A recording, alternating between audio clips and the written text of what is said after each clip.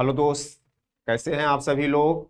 सभी साथियों को नमस्कार। मैं सतीश कुमार तिवारी घटना चक्र के इस ऑनलाइन प्लेटफॉर्म पर आप लोगों का हार्दिक स्वागत और अभिनंदन करता हूं। बच्चों, आप सभी लोगों के लिए एसएससी एग्जाम में जीएस का जो पार्ट आज प्रारंभ होने जा रहा है, वो आप सब लोग जानते होंगे कि भारतीय अर्थव्यवस्था आज हम स्टार्ट करने चल रहे हैं।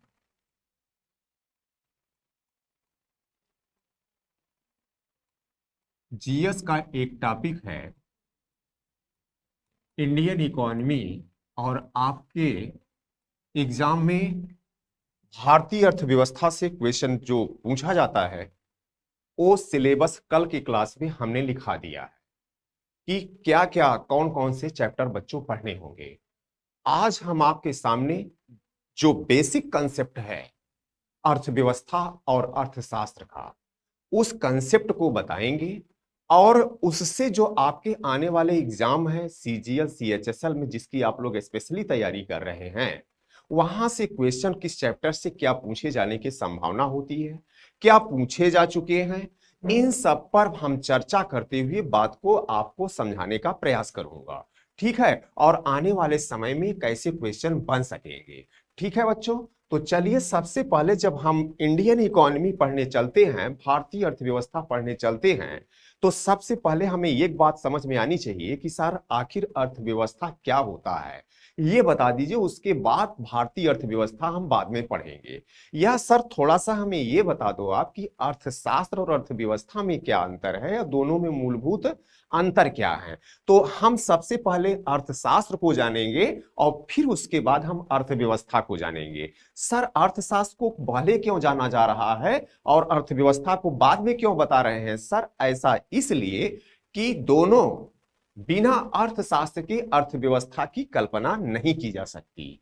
क्यों? क्योंकि अर्थशास्त्र जब जानेंगे तभी आप अर्थव्यवस्था चला पाएंगे। तो यहां पर सबसे पहले हमें अर्थशास्त्र जानना होगा बच्चों कि आखिर अर्थशास्त्र क्या होता है। तो हम पहले उसको बेसिक सब उसके जो शब्द हैं उस शब्द का अर्थ बताएंगे और उसके बाद जो अर्थशास्त्रियों ने अर्थशास्त्र के सिद्धांत बताए, अर्थशास्त्र पुस्तक के बारे में बताया, उसके बारे में हम क्रमबद्ध तरीके से बताएंगे जैसे कि परीक्षा में पूछा जा रहा है। ठीक है, तो यहां पर सबसे पहले जब हम किसी भी शब्द किसी भी विषय को पढ़ने चलते हैं तो उस विषय का बेसिक कंसेप्ट जानने का प्रयास करते हैं कि सर आखिर जो ये अर्थशास्त्र है ये क्या होता है। तो आपको ये पहले कहना होगा कि महोदय अर्थशास्त्र दो शब्दों के मेल से बना है। किस शब्द से? अर्थ प्लस शास्त्र से बना है। किससे बना है? अर्थ प्लस शास्त्र से बना है, जिसमें अर्थ का मतलब होता है बच्चों। अब देखिए यहां पर हमें एकदम बेस से चलना है और वहां पे जाकर के रुकना है जहां पर अर्थशास्त्रियों के द्वारा सिद्धांतों का क्वेश्चन पूछा जाता है। तो हम वहां तक चलेंगे, लेकिन पहले विषय के बारे में समझ ले भैया कि आखिर इस विषय का काम क्या है, इस विषय को हम क्यों पढ़ें, आखिर इस विषय की क्या यूटिलिटी है, क्या उपयोगिता है। जब तक ये चीजें क्लियर नहीं होगी तब तक आगे समझना भैया बड़ा मुश्किल हो जाता है मेरे भाई। तो थोड़ा ध्यान पूर्वक समझने का प्रयास करिएगा। अर्थ का मतलब होता है बच्चों धन, या इसको आप ये कह सकते हो पूंजी, क्या कह सकते हो। और शास्त्र का मतलब होता है क्रमबद्ध अध्ययन। क्या होता है? क्रमबद्ध अध्ययन। अर्थ का मतलब होता है सर धन या पूंजी और शास्त्र का मतलब होता है क्रमबद्ध अध्ययन। अब सर दोनों को एक साथ अगर हम पढ़ें तो इसको क्या कह सकते हैं? वह शास्त्र, क्या इसको हम कह सकते हैं बच्चों कि वह शास्त्र जो धन या पूंजी का अध्ययन करता है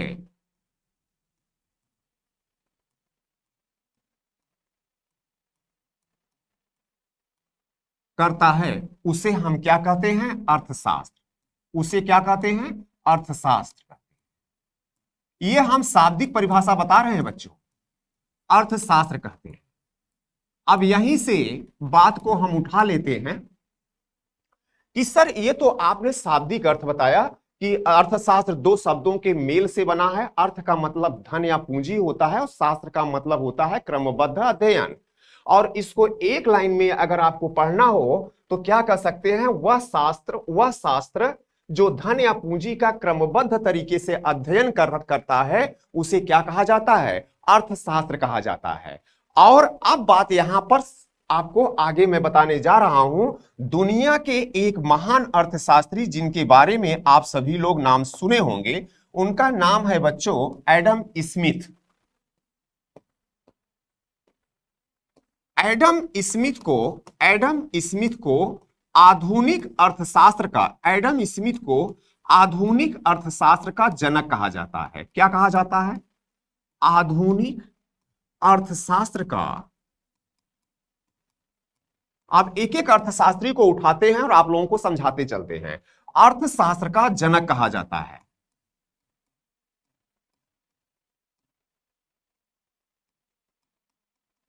ठीक है बच्चों, ये तो अर्थशास्त्र का जनक कहा जाता है। और जबकि अर्थशास्त्र जो पुस्तक है, ये जो पुस्तक है अर्थशास्त्र, इस पुस्तक के लेखक कौन हैं, इस पुस्तक के लेखक हैं चाणक्य, आप लोगों ने नाम सुना होगा, कौटिल्य, या इस विष्णुगुप्त। एक ही व्यक्ति का तीन नाम, और तीनों में से कोई एक विकल्प परीक्षा में दिया जा सकेगा। अर्थशास्त्र नामक पुस्तक के लेखक कौन थे, तो आपका उत्तर होगा चाणक्य या कौटिल्य या विष्णुगुप्त। ठीक है बच्चों।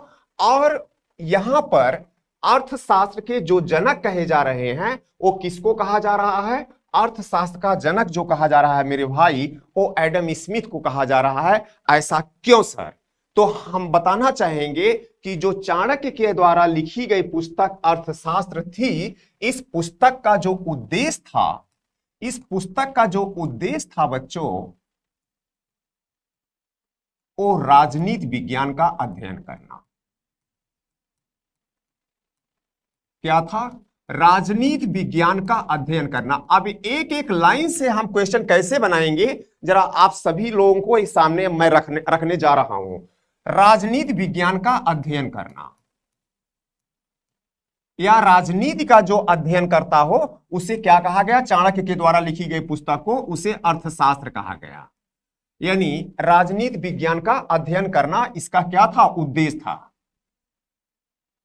अब बात यह आती है कि सर नाम तो इसका अर्थशास्त्र था और इसका काम क्या था, राजनीति विज्ञान का अध्ययन करना था, पॉलिटिकल साइंस का अध्ययन करना था। यानी एक राजा को, ये चूंकि प्राचीन काल में लिखी गई पुस्तक थी और प्राचीन काल में जो ये लिखी गई पुस्तक थी चाणक्य के द्वारा, इस प्राचीन काल में जो शासन होता था वो राजाओं महाराजाओं के द्वारा संचालन किया जाता था, राज्य को चलाया जाता था। आज भारत में लोकतांत्रिक व्यवस्था है और संविधान है, और यहां पर राज्य और सरकार जनता के द्वारा बनाया जाता है बच्चों। तो अब जो वहां पर एक राजा होता था जो राज्य का संचालन करता था, और एक राजा को अपने राज्य का संचालन कैसे करना होता है उसके लिए सिद्धांत बताए गए थे। और वो सिद्धांत आप लोग सुने होंगे, सप्तांग सिद्धांत के नाम से जाना जाता है। इसके सप्तांग सिद्धांत, यानी सप्तांग सिद्धांत में राजा होना चाहिए, जनपद होना चाहिए, दुर्ग होना चाहिए, दंड होना चाहिए, कोष होना चाहिए। ये जब राज्य की ये 7 सिद्धांत होंगे तभी किसी भी राज्य को चलाया जा सकेगा। तो जो चाणक्य के द्वारा लिखी गई पुस्तक अर्थशास्त्र थी, उसका नाम तो अर्थशास्त्र था, लेकिन अध्ययन किसका करता था, राजनीति विज्ञान का। तो परीक्षा में क्वेश्चन आएगा कि अर्थशास्त्र नामक पुस्तक का मुख्य उद्देश्य, तो आपका उसका उत्तर क्या होगा, राजनीति विज्ञान का अध्ययन। अब बात यह आती है कि अर्थशास्त्र के जो जनक कहे जाते हैं, जनक कौन है, वो एडम स्मिथ साहब हैं। एडम स्मिथ साहब को अर्थशास्त्र का जनक कहा जाता है। क्यों सर, इसलिए कहा जाता है कि ये ऐसे अर्थशास्त्री हैं जिन्होंने पहली बार जो नाम है वही उसका काम होगा, इसको डिफाइन करने वाले पहले अर्थशास्त्री थे एडम स्मिथ साहब, जिनकी पुस्तक लिखी गई थी 1776 में। 1776 में एक इनके द्वारा लिखी गई पुस्तक थी, उस पुस्तक का नाम था वेल्थ ऑफ नेशन। क्या नाम था बच्चों? Wealth of nation. लेकिन इसका पूरा नाम था an inquiry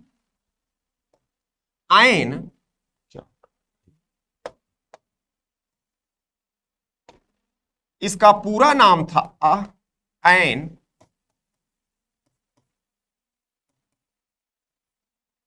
inquiry into the nature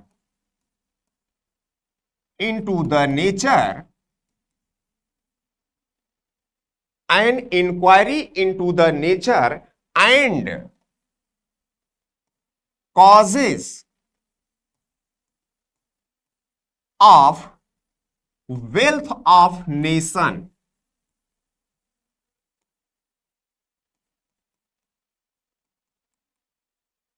क्या नाम था? An inquiry into the nature and causes of wealth of nation इनकी किताब का नाम था, और ये किताब लिखी गई थी 1776 में। तो अगर पूछ लिया गया कि अर्थशास्त्र के जनक किसको कहा जाता है, एडम स्मिथ को कहा जाता है, इनकी महान पुस्तक का नाम क्या है? An inquiry into the nature and causes of wealth of nation. आपके एग्जाम में अगर कभी पूरा नाम ना दे करके सीधे क्या लिख दिया जाता है? क्या लिख दिया जाता है? Wealth of nation. क्या लिख दिया जाता है? तो इसको मैं वेल्थ ऑफ नेशन को अंडरलाइन कर रहा हूं, ये लिखा रहता है। या वेल्थ ऑफ नेशन का परीक्षा में पूछ लिया जाएगा कि पूरा नाम क्या है, तो आप कहेंगे an inquiry into the nature and causes of wealth of nation, जो 1776 में लिखी गई थी। और इस पुस्तक में जो पुस्तक इनके द्वारा लिखी गई, इस पुस्तक में वेल्थ का मतलब होता है धन, ऑफ का मतलब होता है का, नेशन का मतलब होता है राष्ट्र। यानी एक राष्ट्र के जो धन का अध्ययन करना होता है वह किस विषय के अंतर्गत आता है? तो वह विषय है कौन सा? अर्थशास्त्र। इसलिए नाम के अनुसार काम और काम के अनुसार नाम जो पहली बार परिभाषित किया उनका नाम था एडम स्मिथ। इसलिए सबसे पहले एडम स्मिथ को अर्थशास्त्र का क्या कहा गया? जनक कहा गया। दूसरी चीज बच्चों, अब बात यह आती है कि जो 1776 में इनके द्वारा परीक्षा में क्वेश्चन पूछा जाएगा कि जो पुस्तक लिखी गई थी वो किससे संबंधित परिभाषा दी थी, तो आप ये उत्तर दे सकोगे धन से संबंधित। किससे संबंधित परिभाषा दी थी? या धन से संबंधित परिभाषा किसने दी थी? धन से संबंधित परिभाषा अर्थशास्त्र की किसने दी थी? एडम स्मिथ साहब। किसने दिया था? एडम स्मिथ साहब। सर और कोई है इनके अलावा भी कोई था और धन से संबंधित परिभाषा देने वाला? हाँ, डेविड रिकार्डो। कौन था भैया? एडम स्मिथ के साथ साथ डेविड रिकार्डो भी धन से संबंधित परिभाषा दिया है। अगर गायब कर दिया एडम स्मिथ का नाम तो उसमें डेविड रिकार्डो रहेंगे अगर, तो डेविड रिकार्डो आंसर आपका क्या हो जाएगा? सही हो जाएगा। तो बच्चों यहां पर जो हम बहुत महत्वपूर्ण बातें बताने जा रहे हैं, ये दोनों लोग धन से संबंधित परिभाषा दिया। अब बात ये आती है कि जो वेल्थ ऑफ नेशन है, जो 1776 में इनके द्वारा लिखी गई पुस्तक है, उससे क्वेश्चन आपको यहां पर सारे क्वेश्चन मिल रहे हैं। लेकिन जो सोचने वाली बात है, वो सोचने वाली बात यह है कि इन्होंने जो अर्थशास्त्र को डिफाइन किया, वो बच्चों को बात कितनी समझ में आई, या इनका कहने का वेल्थ ऑफ नेशन का मतलब क्या था।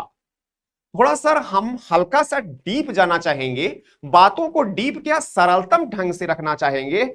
एडम स्मिथ साहब से पूछा गया कि अर्थशास्त्र क्या होता है, तो उन्होंने कहा अर्थशास्त्र वह मानव विज्ञान है जिसमें मानव जाति की विभिन्न आर्थिक आवश्यकताओं और आवश्यकताओं के पूर्ति के साधनों का वैज्ञानिक ढंग से अध्ययन किया जाता है तो उसे क्या कहा जाता है? अर्थशास्त्र। बच्चों को बात समझ में नहीं आई क्योंकि आपने बहुत लंबी चौड़ी बात बोल दी एक लाइन में। फिर उन्होंने कहा कि दूसरी परिभाषा अगर हमसे पूछी जाए कि अर्थशास्त्र की क्या होगी, तो उन्होंने कहा जो शास्त्र रोजी रोटी मुद्रा का अध्ययन करता है उसे अर्थशास्त्र कहा जाता है। कहा नहीं सर, ये भी नहीं समझ में आई। तो अब इन्होंने क्या कह दिया, बहुत बड़ी बात कह दिया। कहा कि अगर बच्चों को परिभाषा समझ में नहीं आई तो उनसे एक लाइन में बताइए सर कि अर्थशास्त्र कुछ नहीं और क्या है? धन का विज्ञान है। क्या है?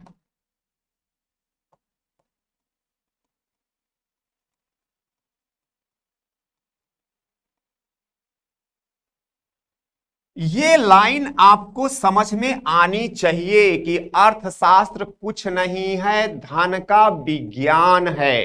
कैसे सर धन का विज्ञान? मान लो क्योंकि अर्थ का मतलब होता है धन या पूंजी और शास्त्र का मतलब होता है क्रमबद्ध अध्ययन, और जब किसी विषय का क्रमबद्ध तरीके से अध्ययन किया जाता है तो उसी को साइंस कहा जाता है।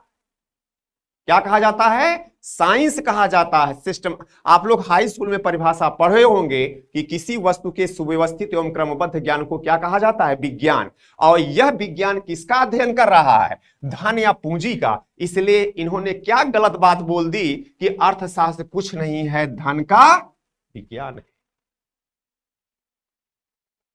ये बात किसने कही? Adam Smith. बच्चों ने कहा कि ठीक है, समझ में आई बात। अब बात आते हैं और अर्थशास्त्रियों के जिनसे परीक्षा में क्वेश्चन आपके पूछे जाएंगे। पहले हम अर्थशास्त्र के बारे में अर्थशास्त्रियों के क्या विचार रहे हैं उसको रख लेते हैं, जो फेमस अर्थशास्त्री हैं, और उसके बाद अर्थशास्त्र को कितने शाखाओं में बांटा गया है ये बताते हैं, और फिर आपको बताएंगे कि अर्थशास्त्र और अर्थव्यवस्था में क्या अंतर है। ठीक है बच्चों, यही टॉपिक होगा आज हमारा, और यहां से क्वेश्चन कैसे पूछे जाएंगे। अब हम आगे चलते हैं तो हमें दूसरे अर्थशास्त्री के द्वारा अर्थशास्त्र के बारे में जो बताया गया, वो दूसरे अर्थशास्त्री का नाम था, आप लोग सुने होंगे, मार्शल साहब का नाम। किसका नाम? मार्शल साहब। मार्शल साहब से पूछा गया कि एसएससी सीजीएल में अगर आपके द्वारा जो एग्जाम में क्वेश्चन पूछा जाएगा, आपसे संबंधित जो एग्जाम में क्वेश्चन पूछा जाएगा वो क्या पूछा जा सकता है, तो उन्होंने कहा कि अगर हमसे अर्थशास्त्र की परिभाषा के बारे में पूछा जाए, अर्थशास्त्र के बारे में पूछा जाए, तो हम ये साफ साफ कहते हैं कि वह शास्त्र जो मानव कल्याण का अध्ययन करता है।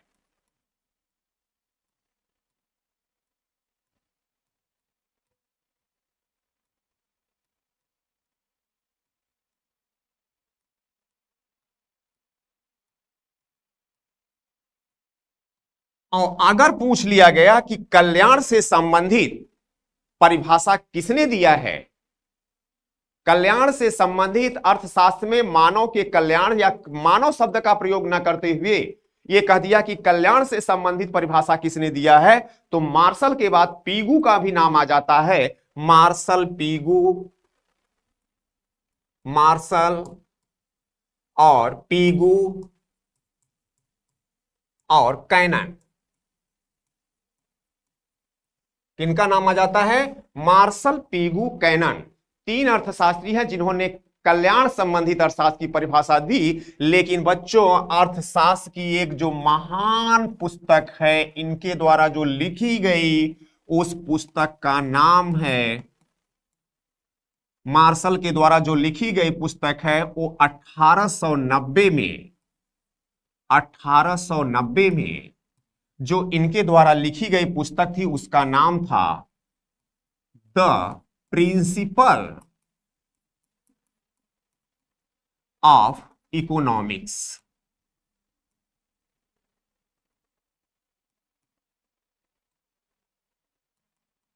क्या नाम था?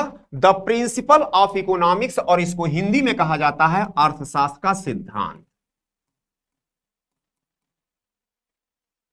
अर्थशास्त्र का सिद्धांत। अर्थशास्त्र का सिद्धांत नामक पुस्तक किसने लिखा था? तो आपका उत्तर होगा मार्शल ने। और कब लिखा था? इन्होंने लिखा था 1890 में। और इसका उद्देश्य क्या था? इसका उद्देश्य था मानव का कल्याण। एक वह शास्त्र जो मानव कल्याण के बारे में सोचे, मानव कल्याण का अध्ययन करे कि मानव का कल्याण किसमें संभव है, इस बात को सोचे, इस बात का अध्ययन करे, इस बात का शोध करे, उसे कौन सा शास्त्र कहा जाएगा? उसे कहा जाएगा अर्थशास्त्र। यह किसने बताया बच्चों? मार्शल साहब ने बताया। ठीक है, आप देखिए नेक्स्ट अर्थशास्त्री का नाम लेते हैं। अब सभी अर्थशास्त्रियों के इन्हीं अर्थशास्त्रियों से क्वेश्चन आपके जो एग्जाम में पूछे जाएंगे, बस इतना बस ध्यान देते चलिएगा, क्योंकि ये बेसिक चीजें यहां पर चल रहे हैं अभी हम। और उसके बाद तीसरे जो अर्थशास्त्री जो महत्वपूर्ण हैं, उनका नाम है रॉबिन्स।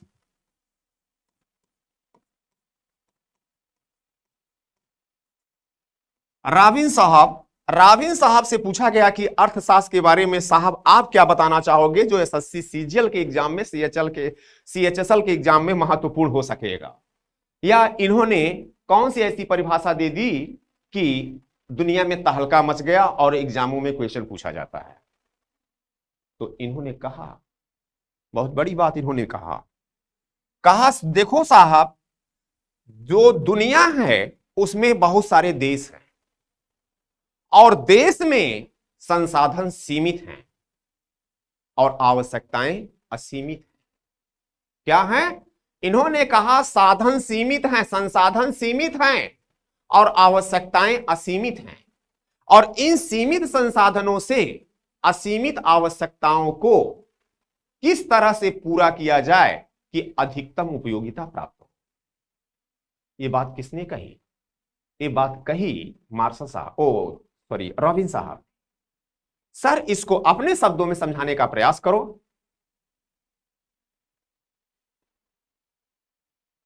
देखो बच्चों, समाज में विभिन्न वर्ग के लोग रह रहे हैं और सबकी इनकम के स्रोत अलग अलग हैं और अलग अलग इनकम है। कोई भी व्यक्ति एक ही स्थान पर, एक ही जगह, एक ही समाज में अलग अलग वर्ग के लोग हैं जिनकी आर्थिक स्रोत जो हैं वो अलग अलग हैं। किसी की तनख्वाह 20,000, किसी की तनख्वाह 40,000, किसी की तनख्वाह 60,000। अब क्या 20,000 जो तनख्वाह पा रहा है वो 60,000 वाले से तुलना करेगा? नहीं कर सकेगा। 60,000 वाला हो सकता है कि ब्रांडेड वस्तु का प्रयोग करता हो, और जबकि 20,000 वाला व्यक्ति सामान्य वस्तु प्रयोग करता, क्योंकि उसके लिए उसके अनुसार संसाधन सीमित हैं, इसके लिए इसके अनुसार संसाधन सीमित हैं, और इसके लिए इसके अनुसार संसाधन सीमित हैं। ऐसा तो है नहीं कि इसके पास बहुत पैसा हो गया है, पैसा कमाने की आवश्यकता नहीं रह गई है। कहना चाहते हैं कि जो सीमित संसाधन हैं, उन सीमित संसाधनों से अपनी असीमित आवश्यकताओं को कैसे पूरा किया जाए कि लोगों को अधिकतम उपयोगिता प्राप्त हो सके। तो रॉबिन साहब से पूछा गया, आप ही बता दो, अगर आप इस बात को सोचते हो कि सीमित संसाधनों से असीमित आवश्यकताओं को कैसे पूरा किया जाए, पहले परिभाषा लिख देता हूं। इन्होंने कहा, क्या कहा जरा देखें, रॉबिन साहब ने क्या कहा? वह शास्त्र जो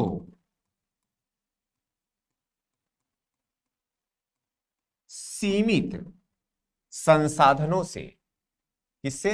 सीमित, क्षमा चाहूंगा, वह शास्त्र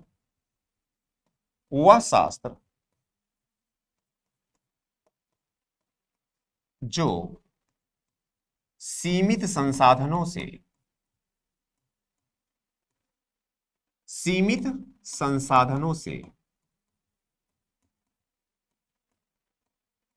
अधिकतम, सीमित संसाधनों से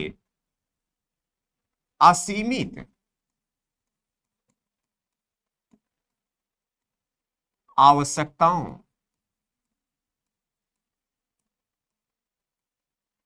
आवश्यकताओं को किस तरह को किस तरह उपयोग किया जाए, उपयोग किया जाए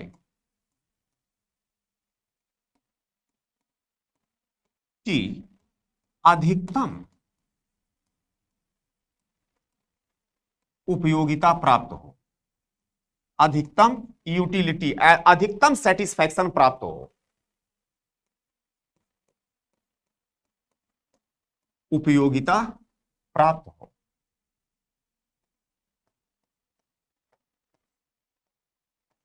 ये बात किसने कही? ये बात कही रॉबिन साहब ने। और दुनिया में कोई भी ऐसा देश नहीं है जहां पर संसाधन असीमित, हां असीमित हैं, संसाधन भी असीमित हैं। जैसे प्राकृतिक संसाधन, जो प्राकृतिक संसाधन है वो असीमित हैं, जैसे हवा है, पानी है, प्रकाश है, ये सब क्या है? असीमित है। लो जितना पानी पीना हो पीते क्यों नहीं, जितना हवा लेना है लेते क्यों नहीं, कोई दिक्कत नहीं है। लेकिन जो मानवीय संसाधन है वो सीमित है। और उन्हीं संसाधनों की ये बात कर रहे हैं रॉबिन साहब कि दुनिया में संसाधन सीमित हैं। संसाधन क्या हैं? सीमित हैं।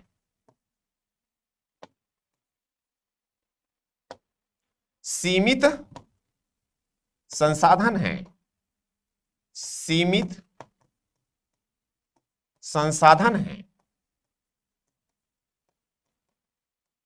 और आवश्यकता क्या है? असीमित है। आवश्यकता असीमित है। यही दोनों बात। और सीमित संसाधनों से, इन सीमित संसाधनों से असीमित आवश्यकताओं को, सीमित संसाधन से असीमित आवश्यकताओं को कैसे पूरा किया जाए, यानी आवश्यकता जो असीमित आपकी बनी हुई है, असीमित जो आवश्यकता बनी हुई है, उस असीमित आवश्यकताओं को कैसे पूरा किया जाए। तो इन्होंने कहा, एक बहुत बढ़िया सुझाव दिया। इन्होंने कहा कि संसाधनों का प्रबंधन करके, क्या करना होगा? संसाधनों का प्रबंधन करना होगा, संसाधनों का प्रबंधन करना होगा।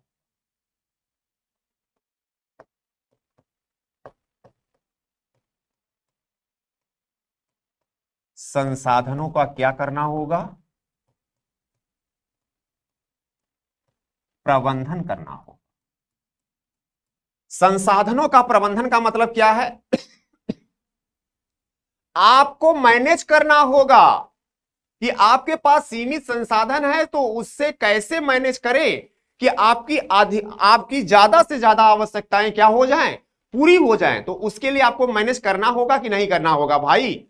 अगर कोई तनख्वाह 20,000 पा रहा था, कोई 60,000 पा रहा है या 1,00,000 पा रहा है, तो हो सकता है कि जो 20,000 वाला हो वो सामान्य भोजन करता हो और जो 1,00,000 वाला हो पनीर रोटी और तमाम तरीके के चटपटा व्यंजन का प्रयोग करता हो या महंगे व्यंजन का प्रयोग करता हो। तो दोनों में अलग अलग होगा कि नहीं? अगर उसका देखी देखा वो भी प्रयोग करने लगेगा तो पता लग कि 60,000 तो उसमें उसके खाने पीने में ही चला जा रहा है, और 60,000 नहीं तो 40,000 और 30,000 तो श्योर चला जा रहा है। तो क्या होगा? उसको अपनी आय के अनुसार व्यवस्था को क्या करना होगा? मैनेज करना होगा। और उसको अपनी आय के अनुसार व्यवस्था मैनेज करना होगा। अब जैसे इन्होंने, इनके बताने का जो सेंस था क्या था जरा सुनिए। इन्होंने कहा चाहे कोई भी संसाधन, पैसे को ले लो, पैसा भी संसाधन ही है। क्या है? पैसा संसाधन है। तो पैसा कहा इन्होंने सीमित है और लोगों की आवश्यकताएं क्या है? असीमित हैं। और असीमित आवश्यकताओं को कैसे पूरा किया जाए? तो इन्होंने उत्तर क्या दिया? संसाधनों का प्रबंधन किया जाए। कहा क्यों संसाधनों का प्रबंधन किया जाए, इसका उद्देश्य क्या होगा? तो इन्होंने कहा कि इससे लोक कल्याण होगा। क्या होगा? इसका जो उद्देश्य होगा, जो इसका उद्देश्य होगा वो क्या होगा? लोक कल्याण। लोगों का कल्याण इसी में है कि वह अपने सीमित संसाधनों को सीमित संसाधनों से असीमित आवश्यकताओं को पूरा करने के लिए करेंगे, तभी लोगों का क्या होगा? कल्याण होगा। तो बहुत बारीक बारीक पॉइंट आपके एग्जाम में क्वेश्चन पूछे जाते हैं, तो उस बात को भी ध्यान में रखते, क्योंकि हमारी जो एक एक लाइन जो बोल रहा हूं, उस लाइन का, सब लाइन का अपना अपना सेंस है। और जब तक बच्चों इस बात को समझने का प्रयास तैयार नहीं होंगे तब तक थोड़ा सा कठिन होता है। और जो बात इतना समझ लिया उसको कोई भी दिक्कत नहीं होगा। सर थोड़ा सा आप अपने स्तर से समझाओ कि जो सीमित संसाधन है, असीमित आवश्यकता है, मान लीजिए पैसा के द्वारा तो ठीक है, और संसाधन, सारे संसाधन सीमित हैं, सारे संसाधन ले लो, क्या चाहे कपड़ा ले लो, चाहे खाने पीने की चीज ले लो, चाहे जो ले लो, सब सीमित हैं। और एक बार बता दे कि आप एक बार खरीद लोगे तो क्या जीवन में कह दो कि हम नहीं खरीदेंगे? खरीदना पड़ेगा। आप 1 किलो सेब लेकर के आए, 1 किलो सेब लेकर के आए, और 1 किलो सेब में 5 सेब चढ़ता है, और आपके घर में खाने वाले 8 लोग हैं। जरा बात को ध्यान से सुनिएगा, सर क्या समझाना चाह रहे हैं? मैं यही समझाना चाह रहा हूं कि सीमित संसाधनों से व्यक्ति असीमित आवश्यकताओं को कैसे पूरा करता है। 1 किलो सेब लिया, उसमें 4 या 5 सेब चढ़े, और खाने वाले घर में 8 लोग। अब जो घर का मालिक है, जो मालकिन है, वो क्या करेगी? उसमें ये देखेगी कि नहीं देखेगी कि सबसे पहले सेब किसको, किसके लिए आवश्यक है? हो सकता है कि कोई बीमार हो तो सबसे पहले सेब उसको दिया जाएगा। उसके बाद कोई वृद्ध हो या कमजोर हो, सेब उसको दिया जाएगा। उसके बाद जो बच्चा होगा, सेब उसको दिया जाएगा। उसके बाद जो बचेगा और लोग ले। तो यहां पर हमने मैनेज किया कि नहीं किया? इनका कहने का उद्देश्य यही था कि आप जब सीमित संसाधनों से असीमित आवश्यकताओं को पूरा करते हैं, और असीमित आवश्यकताओं को पूरा कैसे करते हैं? संसाधनों का प्रबंधन, मैनेज करके। और जब ऐसा करते हैं तो उसे कौन से विषय के अंतर्गत रखा जाएगा मेरे भाई? तो वही विषय कहलाएगा अर्थशास्त्र। क्या कहलाएगा? अर्थशास्त्र। ये परिभाषा किसने दी? ये परिभाषा किसने दी? रॉबिन्स साहब। रॉबिन्स साहब ने ये परिभाषा दी। उसके बाद बहुत सारे अर्थशास्त्री आए, आप लोग सुने होंगे। अब मैं नेक्स्ट अर्थशास्त्री का नाम लेता हूं, तो यहां से बच्चों क्वेश्चन कैसे बनेंगे जरा ध्यान से सुन लीजिएगा। मार्शल का आपने जाना कि अगर पूछागा कि कल्याण से संबंधित परिभाषा किसने दिया है, तो आप मार्शल उत्तर देंगे। और उसके बाद मार्शल ऑप्शन में नहीं है, पीगू है तो पीगू उत्तर देंगे, पीगू भी नहीं है, कैनन है तो कैनन उत्तर देंगे। लेकिन ज्यादातर इन्हीं के बारे में पूछा जाता है कि कल्याण से संबंधित परिभाषा किसने दिया है, तो आप उत्तर क्या देंगे? मार्शल ने दिया है। इनकी महान पुस्तक का नाम क्या था? द प्रिंसिपल ऑफ इकोनॉमिक्स, और जो कब लिखी गई थी? 1890 में। किस नाम से जाना जाता है? अर्थशास्त्र के सिद्धांत। या परीक्षा में क्वेश्चन पूछा जाता है कि अर्थशास्त्र का सिद्धांत किसने दिया था, तो आप उत्तर देंगे मार्शल साहब ने। ठीक है, अब बात आती है रॉबिन साहब। रॉबिन साहब ने अर्थशास्त्र अगर पूछेगा कोई कि सीमित संसाधनों से असीमित आवश्यकताओं को से संबंधित परिभाषा किसने दिया है? रॉबिन साहब ने दिया है। और सीमित संसाधनों से असीमित आवश्यकताओं को पूरा करने के लिए किया जाता है इन निम्न में से, तो आपका उत्तर होगा संसाधनों का प्रबंधन करना। या परीक्षा में पूछ लिया एसएससी सीजीएल में कि सीमित संसाधनों से असीमित आवश्यकताओं को पूरा करने के लिए संसाधनों का प्रबंधन करना होता है, जिसका उद्देश्य है, तो आपका उत्तर होगा लोक कल्याण के लिए। इतनी बात क्लियर हो गई होगी। अब उसके बाद नेक्स्ट अर्थशास्त्री का हम नाम लेते हैं, जिसमें आप लोग सुने होंगे या जानते होंगे।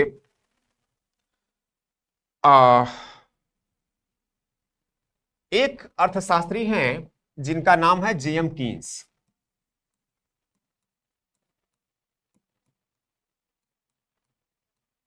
जेएम कीन्स ने क्या परिभाषा दी थी अर्थशास्त्र की? तो इनकी परिभाषा है आवश्यकता विहीनता संबंधी सिद्धांत। क्या? आवश्यकता विहीनता संबंधी सिद्धांत अगर पूछा जाएगा कि किसने आवश्यकता विहीनता संबंधी सिद्धांत किसने दिया था,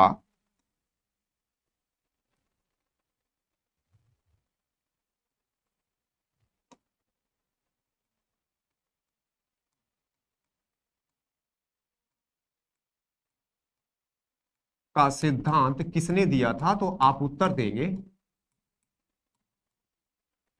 जेके मेहता साहब ने दिया था। ठीक है, और एक अर्थशास्त्री और आते हैं, एक अर्थशास्त्री और आते हैं जिनके बारे में बार बार पूछा जाता है कि अर्थशास्त्र के बारे में क्या बताए हैं। उनका बहुत अच्छा नाम है, लेना चाहूंगा, सॉरी, यहां पर एक जो आवश्यकता विहीनता संबंधी, मैं क्षमा चाहूंगा, आवश्यकता विहीनता संबंधी जो परिभाषा जेके मेहता का परिभाषा है, मैं क्षमा चाह रहा हूं बच्चों, बहुत सॉरी सॉरी आप लोगों से, यहां पर जेके मेहता है, ठीक है, जेके मेहता। ये जेके मेहता का अर्थशास्त्र से संबंधित क्या सिद्धांत दिया है? आवश्यकता विहीनता का सिद्धांत दिया है। और अगर अब पूछ लिया जाता है कि रोजगार ब्याज और मुद्रा का सिद्धांत किस अर्थशास्त्री ने दिया था, ऐसे ही पूछ लेगा परीक्षा में। रोजगार ब्याज व मुद्रा का सिद्धांत किसने दिया था, का सिद्धांत किसने दिया था? तो आपका उत्तर होगा रोजगार ब्याज मुद्रा का सिद्धांत किसने दिया था? तो आपका उत्तर होगा जेएम कीन्स। क्या होगा?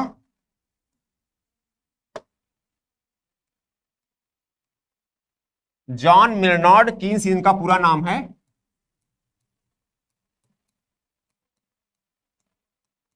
ये भी परीक्षा में पूछा जाता है। अच्छा, इस प्रश्न को कैसे बना देते हैं, कभी कभी ध्यान से सुनिएगा, इसको चेंज करके दे देते हैं।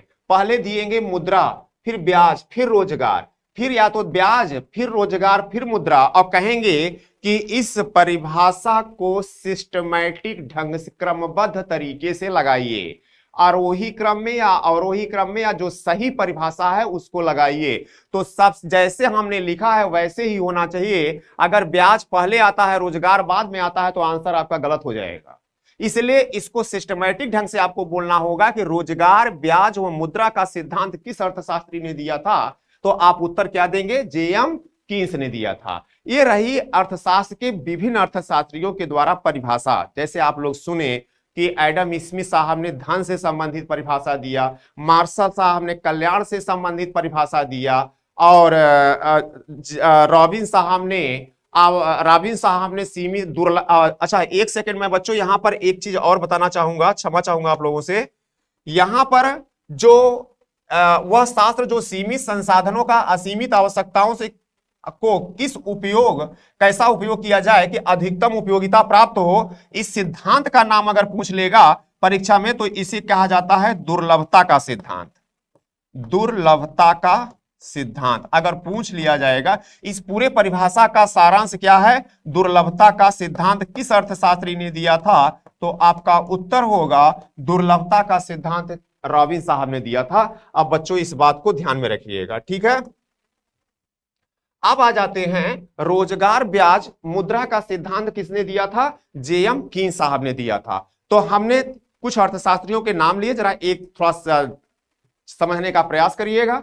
धन से संबंधित परिभाषा दिया एडम स्मिथ साहब ने, कल्याण से संबंधित परिभाषा दिया मार्शल साहब ने, और आपका दुर्लभता से संबंधित परिभाषा दिया रॉबिन साहब ने, आवश्यकता विहीनता से संबंधित परिभाषा अर्थशास्त्र की परिभाषा दिया जेके मेहता साहब ने, और लास्ट में रोजगार ब्याज मुद्रा का सिद्धांत किस अर्थशास्त्री ने दिया? तो आपका उत्तर होगा जॉन मिलनार्ड कीन्स या जेएम कीन्स के द्वारा दिया गया।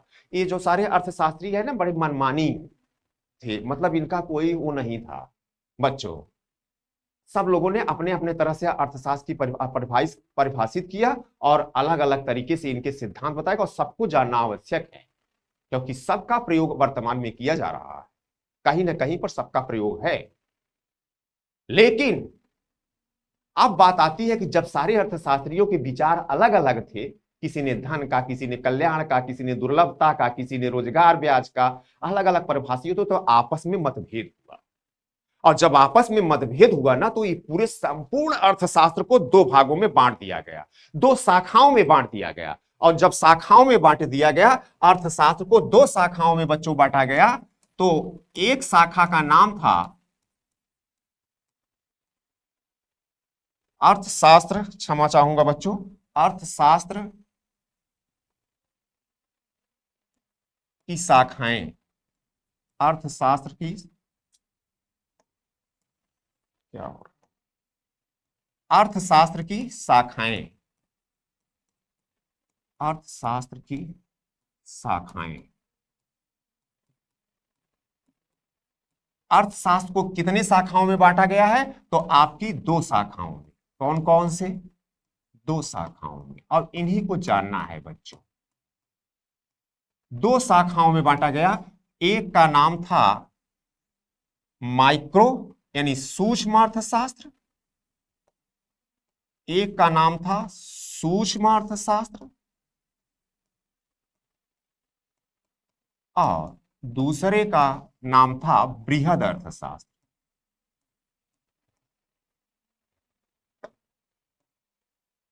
दूसरे का नाम था बृहद अर्थशास्त्र।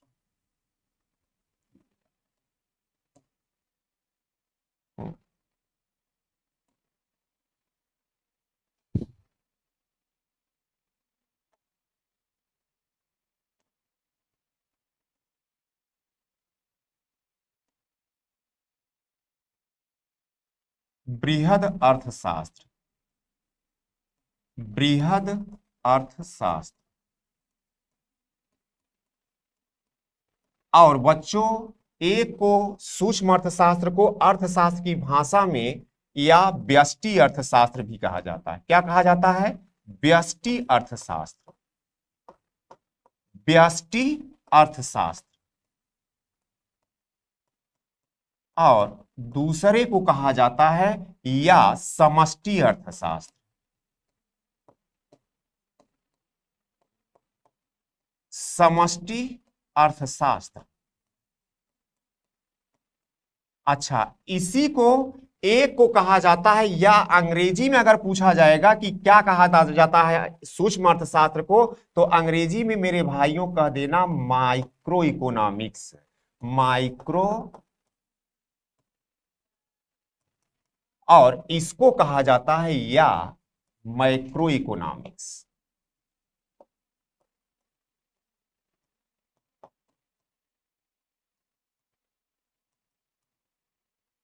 देखो भैया, अर्थशास्त्र को कितने शाखाओं में बांट दिया गया?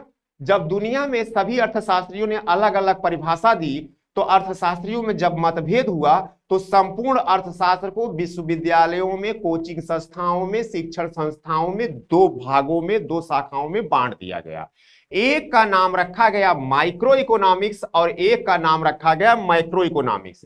एक को हिंदी में कहा जाता है सूक्ष्म अर्थशास्त्र, दूसरे को कहा जाता है बृहद अर्थशास्त्र। एक को अर्थशास्त्र की भाषा में कहा जाता है व्यष्टि अर्थशास्त्र और दूसरे को कहा जाता है समष्टि अर्थशास्त्र। ये तो पहले आपका पता होना चाहिए मेरे भाई। उसके बाद अब हम ये जानेंगे कि चलिए दो शाखा तो हमें पता हो गया सर, और हम लोग जानते भी थे, लेकिन आज तक हमें ये बात समझ में नहीं आई सर कि आखिर व्यष्टि अर्थशास्त्र क्या होता है और समष्टि अर्थशास्त्र क्या होता है, और हम लोग कौन सा अर्थशास्त्र पढ़ें।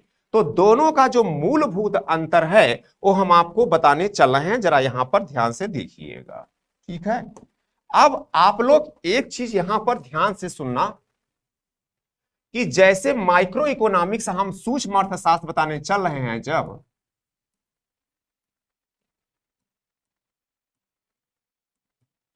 तो इसको जरा डिफाइन करो आप। तो पहले हम बोल तो सके कि सूक्ष्म अर्थशास्त्र किसको कहा जाता है। तो जब व्यक्तिगत स्तर पर आर्थिक आवश्यकताओं का अध्ययन किया जाता है या आर्थिक स्थितियों का अध्ययन किया जाता है, किसी एक व्यक्ति के आर्थिक गतिविधियों का अध्ययन किया जाता है, किसी एक इकाई के आर्थिक गतिविधियों का अध्ययन किया जाता है, तो उसे कहा जाता है माइक्रो इकोनॉमिक्स। जरा परिभाषा पहले सुन लो, उसको बाद समझाते हैं। तो यहां पर सूक्ष्म अर्थशास्त्र की सर परिभाषा देनी हो तो क्या हम देंगे, उत्तर क्या लिखेंगे या क्या समझेंगे? तो आप ये कहना है बच्चा कि हमने बोला अभी कि एक व्यक्ति की आर्थिक गतिविधियों का, एक व्यक्ति या इकाई के आर्थिक गतिविधियों का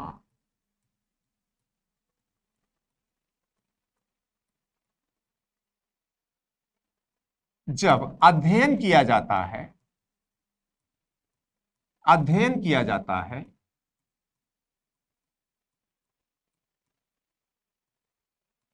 तो उसे सूक्ष्म अर्थशास्त्र कहते हैं, सूक्ष्म अर्थशास्त्र कहते हैं या माइक्रो इकोनॉमिक्स कहते हैं। जरा समझाएं सर, एक व्यक्ति के आर्थिक गतिविधियों का मतलब क्या है, एक इकाई के आर्थिक गतिविधियों का मतलब क्या है। एक व्यक्ति के आर्थिक गतिविधियों के अध्ययन का मतलब होता है जैसे एक व्यक्ति के कीमत, एक व्यक्ति को जो डिमांड कर रहा है, कोई भी वस्तु की डिमांड कर रहा है, तो उस वस्तु के डिमांड, एक व्यक्ति के वस्तु की जो डिमांड है उसके आर्थिक गतिविधियों का अध्ययन कर रहा है। जैसे मान लो बच्चों कि हम सतीश तिवारी हैं, तो हम सतीश तिवारी हैं तो हमारी जो आर्थिक गतिविधियां हैं, जो हम अर्थ प्राप्ति के लिए क्रिया करते हैं, अर्थात आर्थिक क्रिया जो हम करते हैं, जो अर्थ की प्राप्ति करते हैं, उसका किस विषय के अंतर्गत अध्ययन किया जाएगा। तो उस विषय का जब हम अध्ययन करेंगे तो उसे कहा जाएगा आर्थिक गतिविधियां। जैसे सर उदाहरण लो कि हम किसी भी वस्तु का उत्पादन कर रहे हैं, और उत्पादन दो ही टाइप का होता है, चाहे दो ही चीजों का होता है, एक वस्तु का या सेवा का। दुनिया में तीसरा उत्पादन कुछ नहीं होता मेरे भाई, होश में।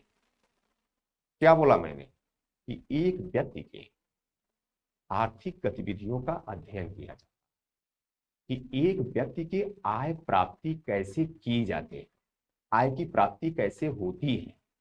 एक व्यक्ति, किसी भी व्यक्ति के द्वारा जब किसी वस्तु की डिमांड की जाएगी तो वह अकेला व्यक्ति वस्तु की डिमांड कर रहा है कि नहीं कर रहा है।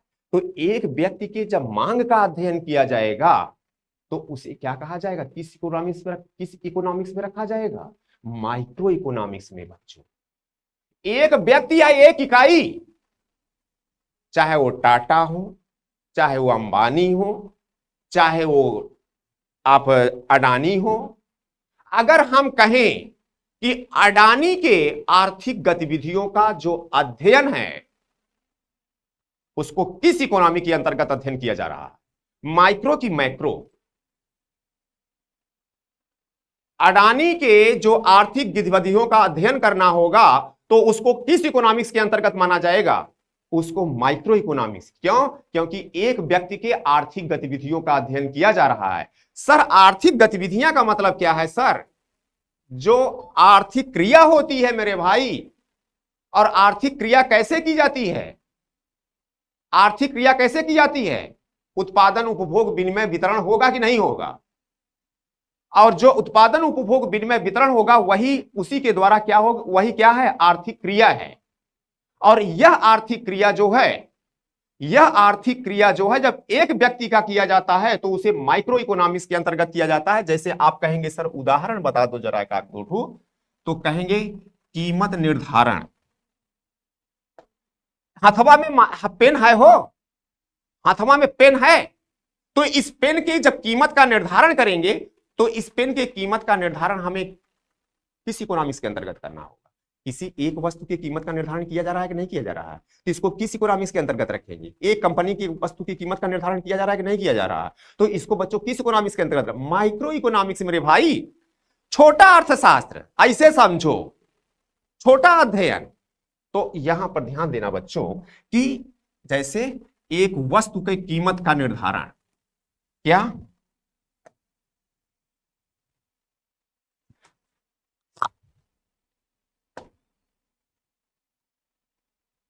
उदाहरण,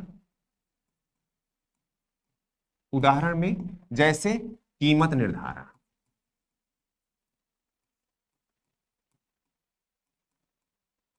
क्या कह सकेंगे, कीमत निर्धारण कह सकेंगे, या ये कह सकेंगे एक वस्तु की मांग, क्या वस्तु की मांग, या एक उपभोक्ता, उपभोक्ता का अध्ययन।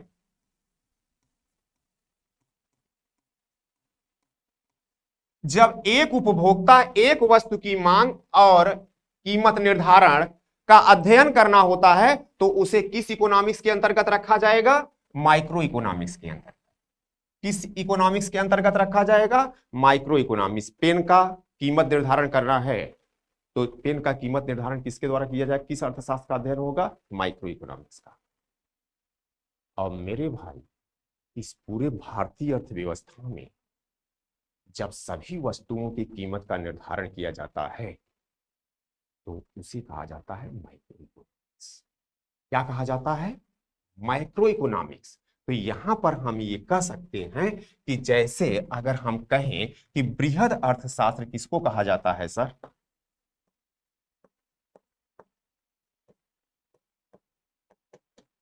बृहद अर्थशास्त्र माइक्रो इकोनॉमिक्स किसको कहा जाता है सर? जरा पर परिभाषित करेंगे।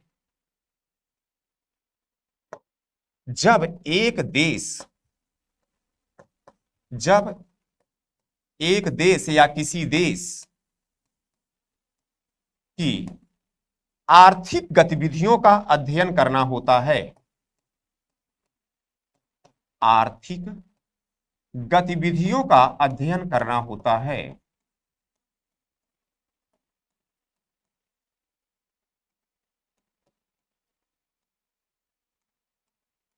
अध्ययन करना होता है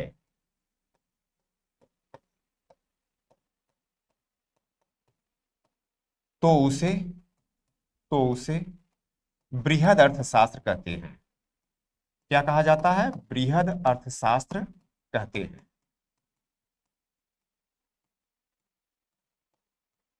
सर जैसे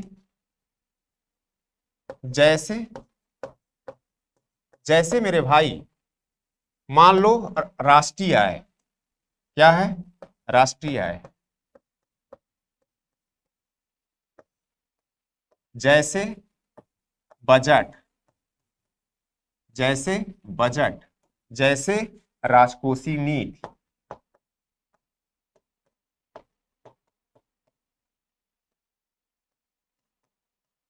जैसे राजकोषीय नीति, इन सब का जब अध्ययन करना होता है, रोजगार, बेरोजगारी, गरीबी,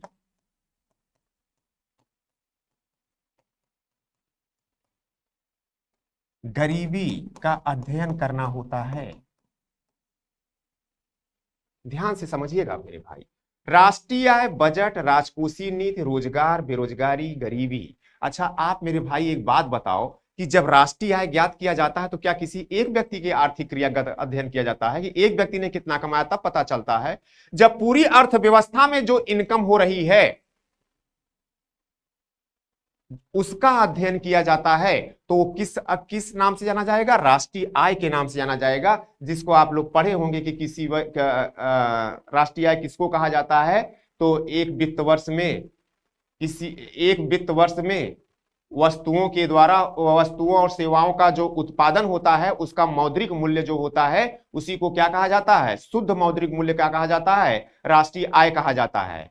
या एक वित्त वर्ष में या एक निश्चित वित्त वर्ष में वस्तुओं और सेवाओं का जो वर्ष में, प्रत्येक वित्त वर्ष में जो उत्पादन होता है सॉरी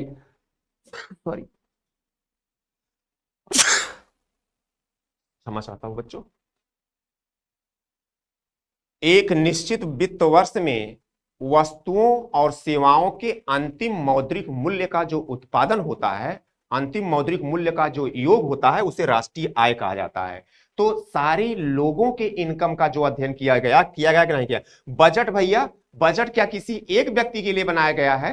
बजट पूरी अर्थव्यवस्था के लिए बनाया गया है, यानी विस्तार के साथ उसका अध्ययन किया जाता है। पूरे देश के लिए बजट बनाया जाता है। तो एक स्तर पर नहीं, एक व्यक्ति के लिए नहीं होता। राजकोषीय नीति जो होती है वो सरकार की नीति होती है और सरकार की नीति का फिस्कल पॉलिसी क्या होती है? सभी लोगों के लिए होगा कि किसी एक व्यक्ति के लिए होगा? सभी लोगों के लिए होगा। इसका भी अध्ययन किस इकोनॉमिक्स के अंतर्गत किया जाएगा? माइक्रो इकोनॉमिक्स के अंतर्गत किया जाएगा। रोजगार किसी एक व्यक्ति के अध्ययन नहीं किए जाएंगे बल्कि जितने भी रोजगार मिल रहे हैं उस रोजगार का अध्ययन किया जाएगा। तो किस इकोनॉमिक्स के अंतर्गत किया जाएगा? Micro economics. बेरोजगारी हुआ, गरीबी हुआ, ये किसी एक स्तर पर अध्ययन नहीं किया जाता बल्कि क्या किया जाता है? पूरे देश का, दूसरे देश का पूरे देश स्तर पर अध्ययन किया जाता है आर्थिक गतिविधियों का, तो उसे कहा जाता है माइक्रो इकोनॉमिक्स। तो अगर सर एक एक लाइन में फिर से जरा बता दो, जब सर व्यक्तिगत स्तर पर आर्थिक गतिविधियों का अध्ययन किया जाता है तो उसे माइक्रो इकोनॉमिक्स, और जब सामूहिक स्तर या बृहद स्तर पर या देश स्तर पर जब आर्थिक गतिविधियों का अध्ययन किया जाता है तो उसे कहा जाता है माइक्रो इकोनॉमिक्स। ठीक है मेरे भाई, अब यहां तक ये बात समझ में आ गई। अब हम बात चलते हैं कि आखिर सर आपने अर्थशास्त्र के सिद्धांतों के बारे में बताया, अर्थशास्त्र का परिभाषा बताया, किताबें बताई, वर्ष बताया। अब ये बताओ सर, आप अर्थशास्त्र को शाखा में भी विभाजित कर दिया, दो शाखाओं में बांटा गया, एक माइक्रो एक मैक्रो। माइक्रो क्या होता है, मैक्रो क्या होता है, बता दिया। अब सर आप जरा हमें यह बता दो कि अर्थशास्त्र और अर्थव्यवस्था में क्या अंतर है, तब हम आगे चले। बस यही समझ लो बच्चों, अर्थशास्त्र और अर्थव्यवस्था में क्या अंतर। तो ध्यान रखिएगा बच्चों, यह आर्थिक क्रियाओं का सैद्धांतिक अध्ययन होता है। क्या होता है, आर्थिक क्रियाओं का सैद्धांतिक अध्ययन जब करते हैं, आर्थिक क्रियाओं का। अच्छा, आर्थिक क्रिया समझते हो ना, हमने बार बार समझाया है, ऐसी क्रिया जो धन प्राप्ति के लिए की जाती है उसे क्या कहा जाता है, आर्थिक क्रिया कहा जाता है। मेरे भाई जरा ध्यान से बात को समझिएगा।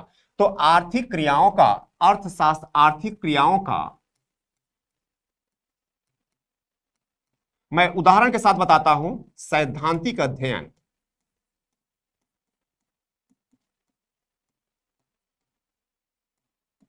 अर्थशास्त्र क्या कहलाता है, अर्थशास्त्र कहलाता है। और आर्थिक क्रियाओं का, आर्थिक क्रियाओं का, आर्थिक क्रियाओं का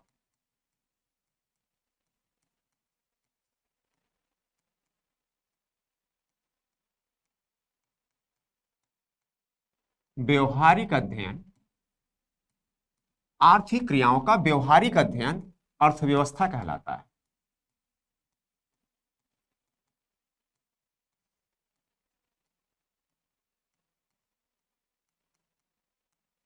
सर ये बताइए कि आर्थिक क्रिया तो आपने बता दिया कि जो अर्थ प्राप्ति के लिए क्रिया की जाती है, और अर्थ प्राप्ति के लिए क्रिया क्या होती है, उत्पादन किया जाता है, उपभोग किया जाता है, विनिमय किया जाता है, वितरण किया जाता है, तब जाकर के राजस्व मिलता है। ठीक है, तो इनका जो आर्थिक क्रियाओं का जो सैद्धांतिक अध्ययन है, थ्योरेटिकल अध्ययन है।